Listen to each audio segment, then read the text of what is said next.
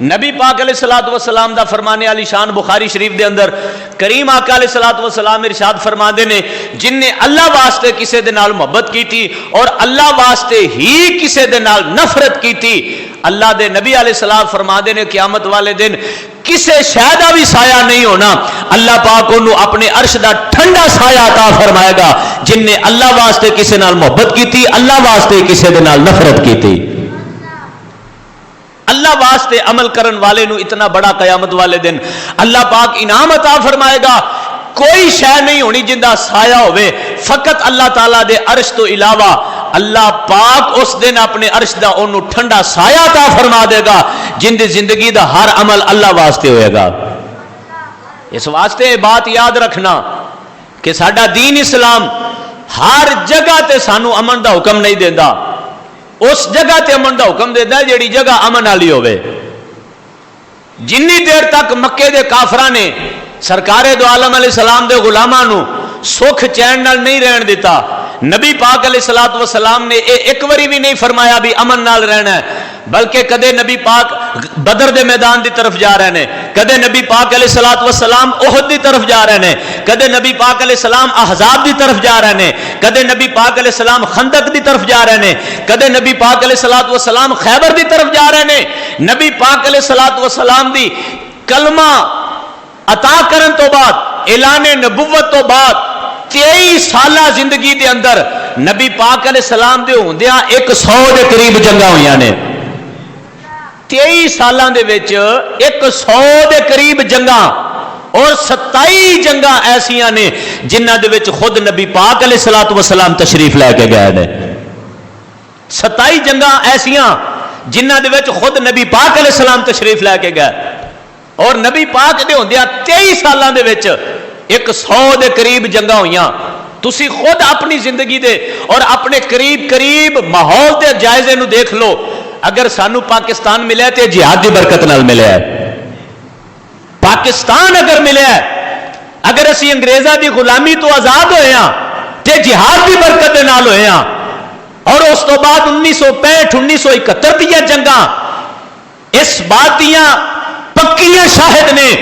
کہ جدو بھی ساری طرف کسی نے بھڑی نگاہ کیتی ہے، اگر انہوں نے جواب ملے تے انہوں نے دوبارہ وہ حرکت نہیں کیتی نبی پاک دی سنت جہاد دی برکت نال، ورنہ 1965 تے پھر 1971 وچ انڈیا والے نے سانو چھڑنا سی، انڈیا والے نے کدے بھی نہیں سی سانو چھڑنا اگر اسی انہوں نے منہ توڑ جواب نہ دیں دے۔ اگر 1971 تو بعد اج 2025 چل رہا ہے، 1971 تو بعد 2025 تک دوبارہ انڈیا نے جرت نہیں کی ہے، نبی پاک دی سنت جہاد دی برکت ہے، یہ نبی پاک دی سنت جہاد دی برکت ہے۔ آج اگر اسی اس نبی پاک علیہ السلام دی سنت جہاد نو نہیں اپناواں گے، جویں شام، یمن، لیبیا، عراق اور فلسطین تباہ ہو رہا، بالکل آخری دہانے تے پہنچ گیا، کشمیر ساڈے کولوں چلا گیا، اگر اسی نبی پاک علیہ الصلوۃ والسلام دی سنت جہاد نو نہ اپنایا، اے یاد رکھنا کہ جویں اے تباہ ہو گئے بچنا اسی بھی کوئی نہیں، بالکل اسی نہیں بچنا۔ اگر دنیا دے وچ مسلمان چاہتے نے اسی اور ساڈا دین باقی رہے، حضور علیہ الصلوۃ والسلام ارشاد فرما گئے ہر چیز دی ترقی کسی نہ کسی چیز دے وچ چھپی ہوندی ہے، میرے دین دی ترقی جہاد وچ ہے۔ سرکار فرماتے نے میرے دین دی ترقی جہاد وچ ہے۔ نبی پاک علیہ الصلوۃ والسلام ارشاد فرماتے نے میں جڑا دین تانوں دے کے جا رہا لیلھا کنہارھا، حضور ارشاد فرماتے نے ایندا دن بھی چمکدار ہے، ایندیاں راتاں بھی چمکدار نے، ایندا دن بھی چمکدار اور ایندیاں راتاں بھی چمکدار۔ او وقت بھی مسلماناں تے گزریا جدو بیت المقدس صلاح الدین ایوبی رحمت اللہ تعالی علیہ نے فتح فرمایا، صلاح الدین ایوبی رحمت اللہ تعالی علیہ جدو فتح فرمایا، مسلمانوں نے انہاں سارا نظام قائم کیتا،